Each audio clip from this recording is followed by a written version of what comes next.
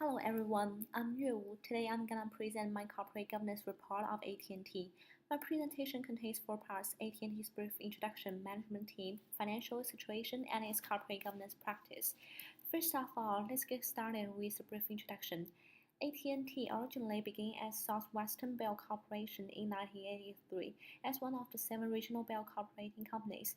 Then in 2005, SBC purchased former AT&T Corporation and took on AT&T as its own brand.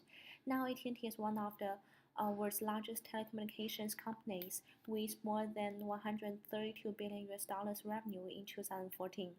AT&T aims at helping millions of people and business around the globe with its three leading segments of wireless network, voice coverage, and U-verse TV service.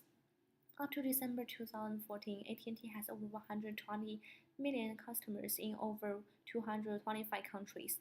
Besides its good performance in business field, AT&T also has very good corporation governance practice. To be more specific, Scoring Toolkit measures its corporate governance practice in a detailed method. AT&T get 4.2 over 5 scores. We can see from the chart that AT&T did a good job at the three perspectives: the rights of shareholders and the key leadership functions, the equal treatment of shareholders, and the responsibility of board of directors.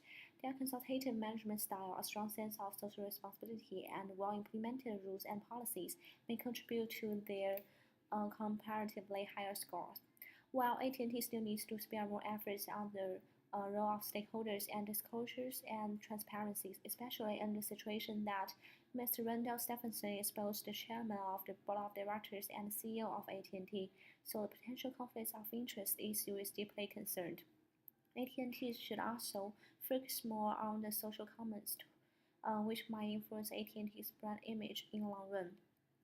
For the management team, AT&T has 10 senior executives, 12 members of board of directors, with 10 of them are independent directors, 6 committee charters including Audit Committee, Corporate Development and Finance Committee, Executive Committee, Nominating Committee, and others. These all help the board of directors and executive managers perform their own roles. The CEO of AT&T is Mr. Stephenson, who began his career with Southwestern Bell Telephone in 1982. He once served as company's senior executive vice president and CFO/COO since 2001. And in 2005, he was appointed to AT&T's board of directors. For the financial parts, AT&T operating revenues increased steadily from 2010. In spite of increasing revenue, the operating income declined because the operating expense surged in 2014, which was caused by the recording actuarial losses and great costs. As a result, the net income decreased about 68% in 2014. Operating margin also plumped. Such declining profitability leads to a shrink of ROE from 19.91% in 2013 and to 6.79% in 2014.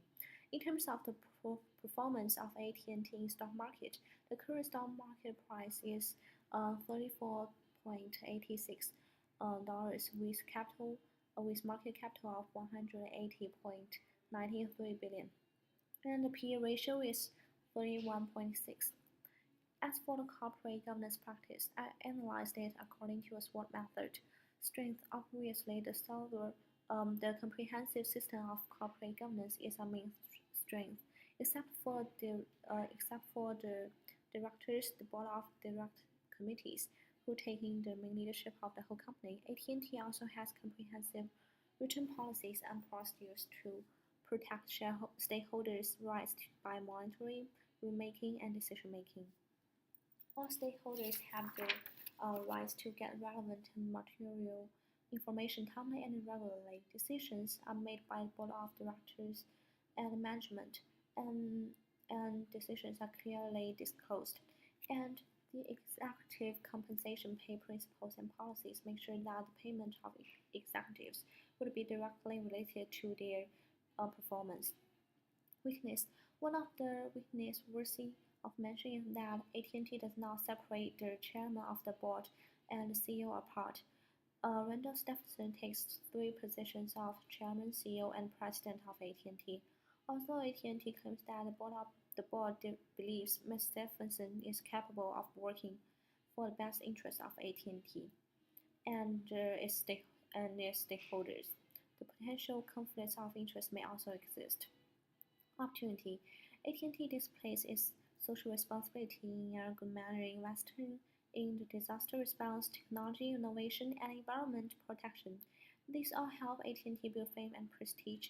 However, it will be better if AT&T could expand its social responsibility practices into the field of poverty and education issues, especially for the Negro, which will not only help the local government reduce the polarization and potential turmoil, but also improve AT&T own brand image.